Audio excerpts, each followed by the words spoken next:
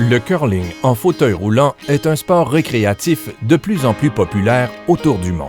Ce sport offre une occasion unique aux personnes en fauteuil roulant de jouer aux côtés de joueurs de curling valides ou de participer à des compétitions dédiées aux équipes en fauteuil roulant. Le curling est l'un des sports en fauteuil roulant les plus abordables étant donné qu'il nécessite très peu d'équipement. Vous pouvez utiliser votre fauteuil roulant de tous les jours, qu'il soit électrique ou manuel. Avant d'embarquer sur la glace, assurez-vous que vos freins sont bien serrés et que vos roues sont propres. Avant la partie, refroidissez vos pneus en roulant sur la glace en dehors des lignes de jeu. Vous pouvez emprunter une tige de lancement de votre club de curling jusqu'à ce que vous décidiez de vous en procurer une. La tête de la tige de lancement s'appuie sur la poignée lorsque vous vous installez pour effectuer votre lancer. Des vêtements chauds sont un incontournable autant que de nombreuses couches de vêtements typiquement hivernaux.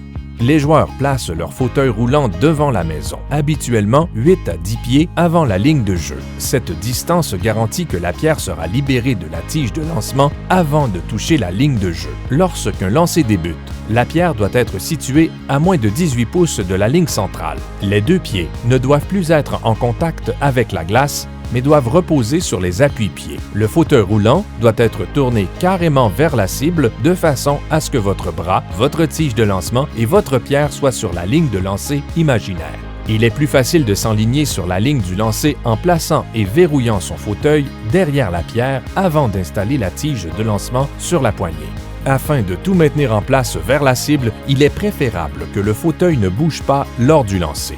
Les joueurs en fauteuil roulant se servent d'ancrage les uns les autres en se plaçant derrière le lanceur, puis en se penchant pour tenir les roues du fauteuil devant eux. Les freins doivent être appliqués sur chaque fauteuil roulant pour empêcher qu'il y ait du mouvement. En présence de joueurs valides, ceux-ci peuvent servir d'ancrage en mettant leurs pieds derrière la roue du côté du bras qui lance et en se penchant pour tenir le fauteuil à deux mains.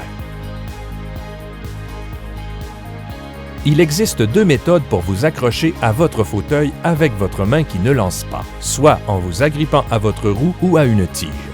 Ces méthodes vous permettent de stabiliser le haut de votre corps et vous empêchent de tomber de votre fauteuil tout en vous procurant un appui pour plus de puissance lors de la poussée vers l'avant. Une fois le fauteuil roulant en place, enligné sur la cible, vos yeux devraient regarder vers la ligne de lancer et vos épaules devraient être perpendiculaires à cette ligne. Bouger le coude parallèlement à la ligne de lancer imaginaire augmentera vos chances de demeurer enligné sur votre cible. Chaque personne possède sa propre façon de s'enligner, selon leur stature et leur capacité.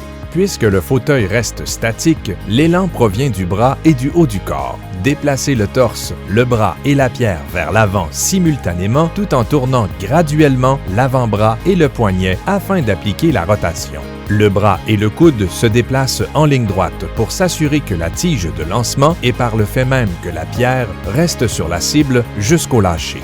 Après le lâcher, la tête de la tige de lancement pointe vers la cible. Pour tenir le manche de la tige de lancement, formez un V entre votre pouce et votre index et placez-le au-dessus de la poignée du manche. La poignée de la pierre sera tournée à 11 heures ou à 1 heure selon le tour que vous lancerez.